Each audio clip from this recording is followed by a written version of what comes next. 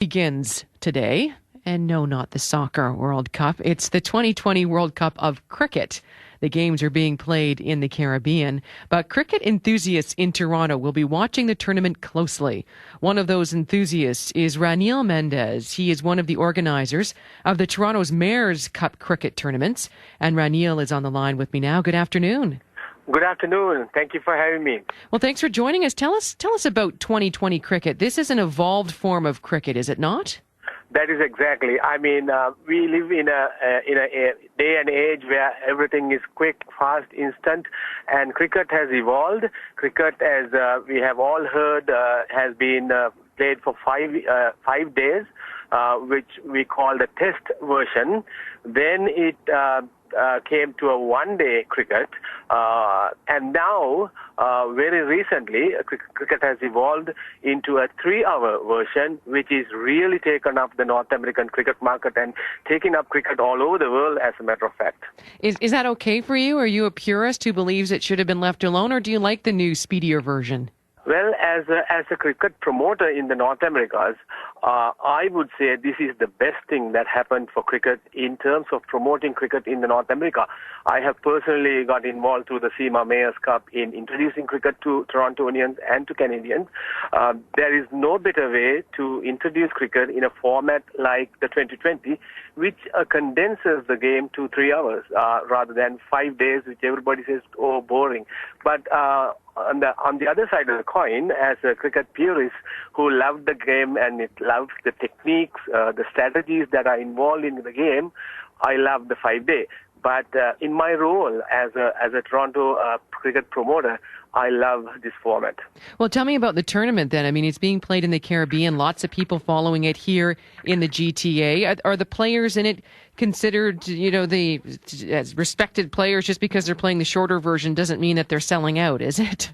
No. Actually, all of the cricket's best-known names are playing in this tournament.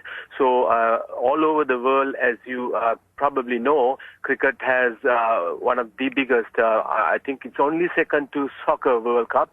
When Cricket World Cups are being shown on television, we have the biggest audience, billions. If you add India, Pakistan, and West Indies and Sri Lankan cricketers, apart from the traditional, the home of cricket, which is England, the audience is huge for this game, and it's really helping us promote the game here in Toronto.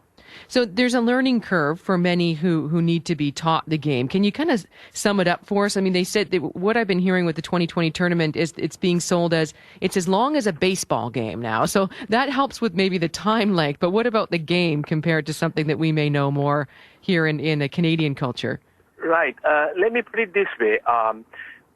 If you if you count the number of pitchers, this game is limited to 120 pitchers. So the one team will face 120 throws. The other team will also have 120. Okay. The word 2020 came because the cricket match involves 20 what we call the overs. Each over has 6 pitchers, so 6 times 20 is 120. So that's the number of throws. So one side plays that 120 pitches, does his hitting, the other side comes, does its hitting. So it's a matter of really getting on with the game. There's not much place and time for strategy. People will have to go to bat and really have a real go at it. Well, and cricket's becoming part of a Canadian culture, isn't it? I mean, when we think of how much soccer is being embraced in the GTA, how much that some neighborhoods are actually struggling to get numbers for hockey players, we have this ever-evolving look in this city of what is a popular sport. But some people may not know what teams to watch for. Who should we be watching for in the tournament? Well, if you take a quick look at the last 2 years of the history of this ICC World 2020, the first ever tournament was won by India. And second year, which was 2009, was won by Pakistan. So, I mean, right there, you have 2 solid teams. But then there are teams like Sri Lanka who have done really well in the last 2020 tournaments, and they have some very, very good players. So if you ask me one team, in the format that we are playing, it's really hard to say. On a given day and a time, any team could beat any team. I'll give you an example. Just 2 days ago, in preparation for this tournament, Zimbabwe played the cricket's giant team, Australia. What happened? Zimbabwe beat Australia. So you would never imagine in a 5-day format or a longer form of the game that such a outcome is a possibility. But it did in the format of the T20. So the level of uncertainty really goes up, and that really brings up the entertainment for the crowd. Almost as shocking as the Habs beating the Washington Capitals. Absolutely, you got that right, yes. All right, Ranil, thanks so much for telling us about it. Thank you very much. Thanks, bye-bye. Ranil Mendis is a Toronto cricket enthusiast. He's also one of the organizers of the Toronto Mayor's Cup cricket tournaments, telling us about the big 2020 World Cup of Cricket that's taking place in the Caribbean. Lots of people watching it this weekend. Lots to do outside. The